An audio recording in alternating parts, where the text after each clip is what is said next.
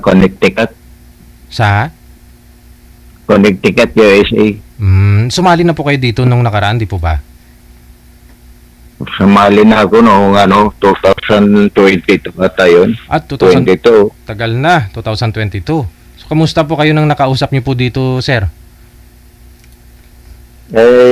Japan yun ho. Hindi naman Hindi ho siya nagre-reply? Hindi kanya nireplyan? Ay. Ilang taon na po kayo, Sir Vicente, sir? Nasa 70. 70. Ayun. Sa mga gusto ho dyan, ha, na makausap si Sir Vicente, nasa USA po ngayon. Ano po status, sir? Hiwalay na sa asawa? Byuda? Byudo? Byudo po. Ilang years na po kayong nag-iisa sa buhay? Oh, no! 11 years. Bali, the time, nasa 59 years old ka pa lang nung namatay si misis mo. Anong kinamatay ho ni misis nyo, sir? Yun sa hika. Hika. Ilan po anak ninyo, Sir Vicente? 3. Andyan din po sa USA ngayon, kasama nyo? Yung isa. Aha. Saan po kayo dito sa Pilipinas? Sa Imus. Cavite. Sige. Ayan po mga madam. 70 years old si Sir Vicente. 11 years na po siyang walang asawa. Meron po siyang nakausap dito 3 years ago. Pero taga Japan, hindi ka ni-replyan, sir, pag chinachat mo. Hindi siya nagre-reply? Hindi. Nabira? Ngayon po, sir, ano pong pinagkakabalahan po ninyo dyan? Ano pong trabaho nyo? Wala pa po, sir, kasi bagong dating lang ako dito. Bagong dating ka lang dyan. Mga ilang buwan na po ba kayo dyan? 2 araw, pizza 11. 2 araw pa lang po kayo dyan. Anong araw po kayo dumating? Bali, Wednesday? Or Thursday? Opo. So, sino po yung kasama nyo nag-flight papunta dyan? Galing dito sa Pilipinas? Ako lang. Ikaw lang po mag-isa? Pangilang bisis mo niya po dyan punta, sir?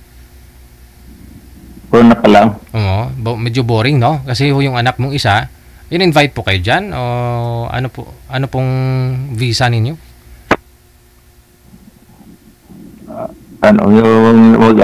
Mag-apply ng pang Oo. So maganda ho yan dyan kasi kahit 70 years old ka na, no? Hindi po tulad dito sa Pilipinas na medyo mahirap mag-apply, trabaho, wala nang tatanggap. Pag dyan ho kasi hindi ka pwedeng itsapuera, no? Oo. So ano po anak ninyo, sir? Ano pong trabaho niya ngayon dyan? Sa Caralosis. Yung Caralosis Betel Food Market. Okay. Parang supermarket, ganon? Parang grocery? Okay. Maganda ho yan, no? Matagal na po yung anak ninyo dyan? 13 years na. Matagal na. No? May asawa? Mayroon. Okay. Dyan din po pala sa US yung asawa at anak niya? Very good, no? Sa susunod, mga anak mo na naman na natira dito, ipapuntahin mo dyan. Boring, ano? Ano po oras po dyan ngayon, sir? Alauna 20. Oo, ng madaling araw, no? Nanibago pa ho kayo, kaya iba ho kasi, no?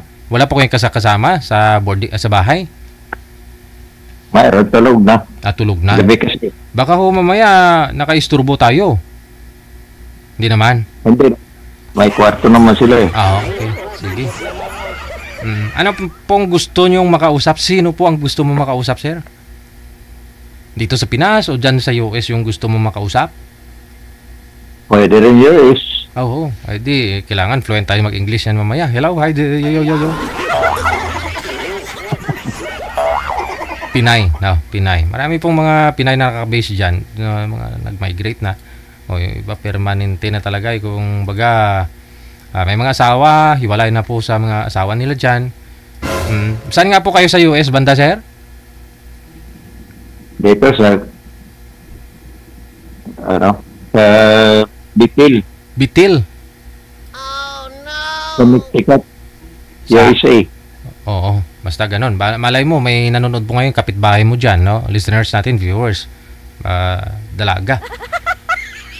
Oo.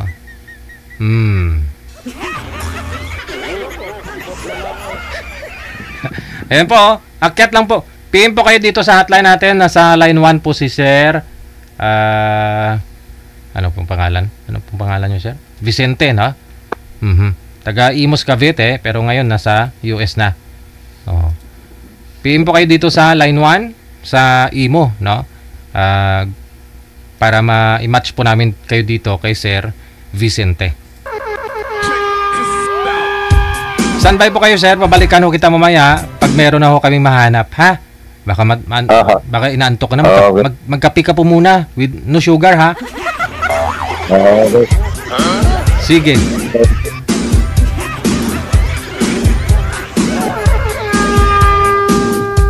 Oras po natin, 30 minutes after 1 o'clock, Philippine Standard Time. FW TV Radio, powered by Gel FM 98.7.